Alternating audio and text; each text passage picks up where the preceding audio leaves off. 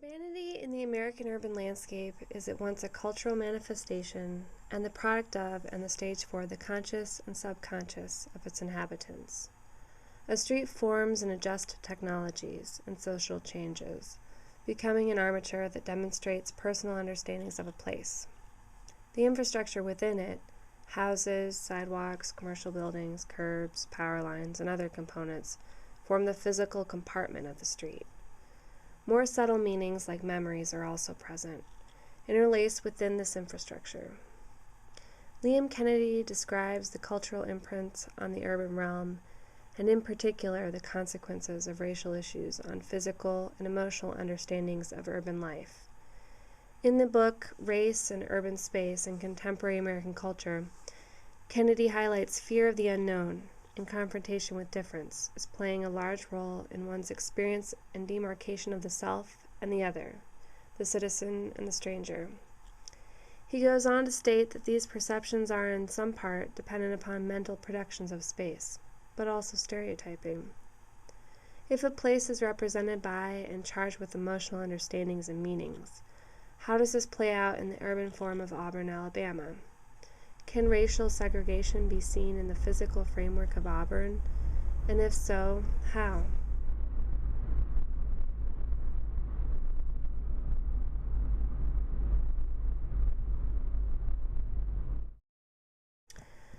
Martin Luther King Parkway, or MLK Parkway, forms an axis connecting and dividing public realms, the university campus and the residential areas of the historically black communities.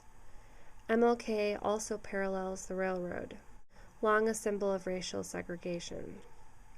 As a transect, it demarcates the transition from urban to rural.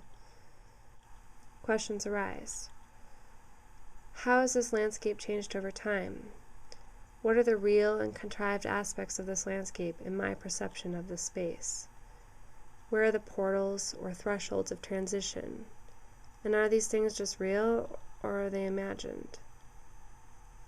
To answer these questions, I'll describe my process of discovery, examined through observation and research of the history of Auburn from the perspective of the African American community and my own. I'll examine and critique a series of places which have emerged as important to understanding my transect of MLK Parkway.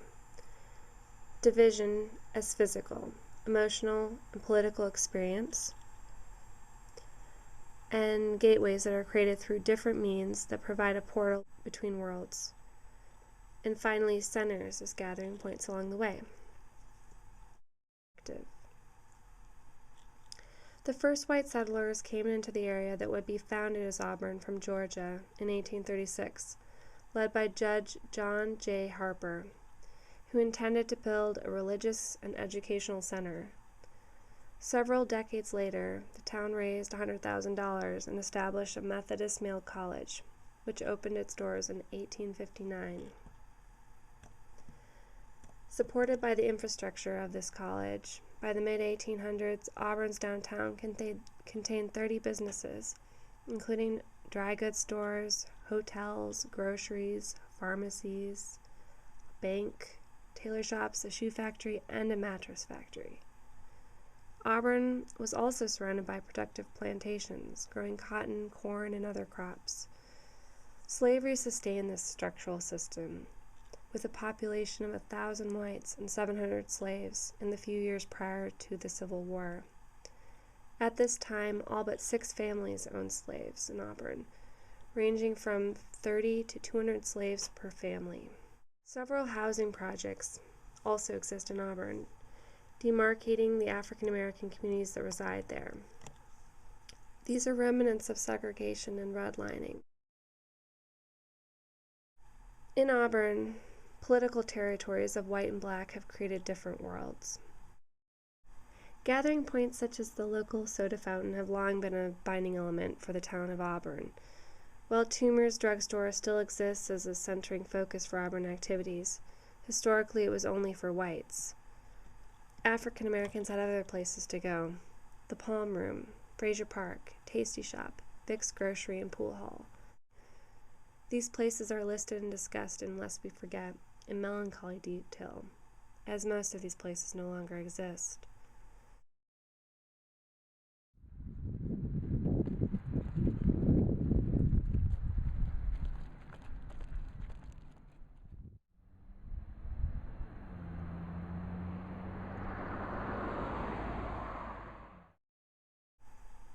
Today, Bragg Avenue has long stretches of somewhat industrial parcels, occupied by items to build and items long discarded.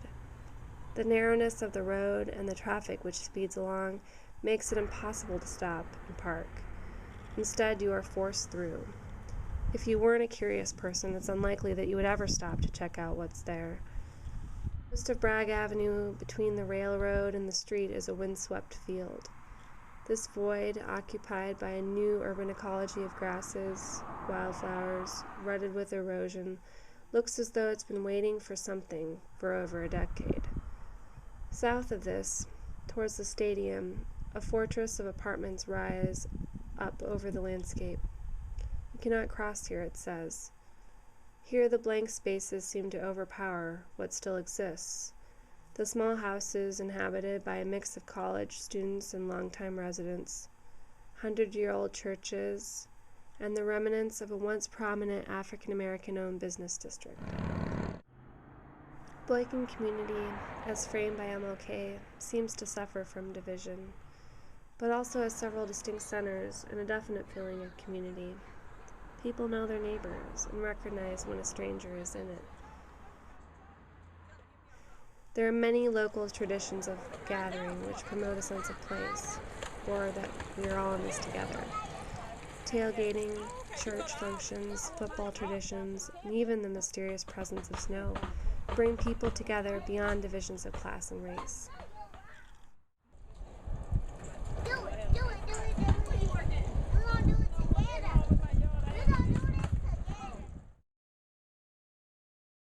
When sitting down to write this paper and to make this film, it occurred to me that at first maybe I was just looking for some distinct lines of segregation in the landscape, and so I found it. I grappled with that for a while, but finally rested on another truth that I have accepted. How could it not be there? It is there, but perhaps that's not the point. While it's important to notice these emotional and spatial landscapes that are obviously influenced by social controversy, it is also important to move forward to other issues. As designers, this is demanded of us. We need to be aware and well-informed of all the elements that create a place, including the historical backdrop. We cannot forget or pretend that social issues exist. This is the challenge of landscape architecture, to find ways to move through this tangle of issues to a solution that is conscious of the past and the issues at hand, but is not afraid to be bold in its approach. This understanding and my developing abilities to strive for this as a goal is perhaps the most valuable thing that landscape architecture has taught me.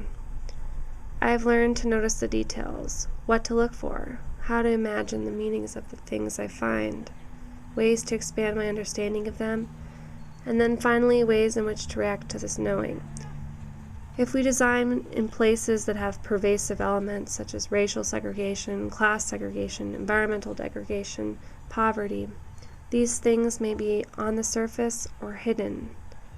It's the landscape architect's job to find them. It is obvious that things have changed here in the South and in the U.S., and also that there is still a long road ahead. Design which is sensitive to the ethereal quality of memory and time and history, and also to the subtleties of the landscape, can go a long way towards influencing the social conditions that shape our places and spaces, and help us move forward beyond the constraints which might currently limit us.